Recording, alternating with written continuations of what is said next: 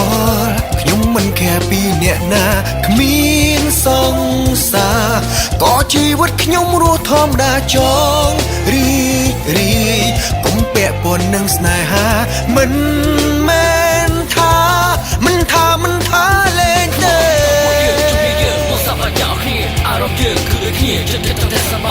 ជីវិតតែមួយទៅខ្វល់អីមិនថាអ្នកគឺជាអ្នកណាមកពីណាក៏រួមបានរីកទាំងអស់គ្នាមិនប្រកាន់តួសាងជាតិអ្វីទាំងប្រុសស្រីយើងគឺជាបិណ្ឌល្អ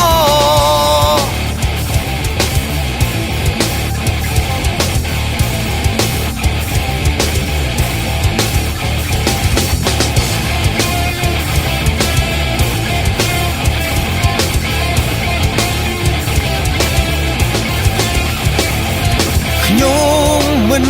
ខ្វល់ខ្ញុំមិនខែពីអ្នកណាគ្មានសង្សារក៏ជីវិតខ្ញុំរស់ធម្មតាចងរី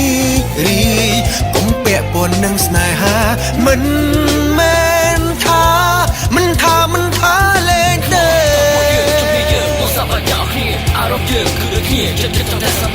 ជីវិតតែមួយទៅខ្វល់អី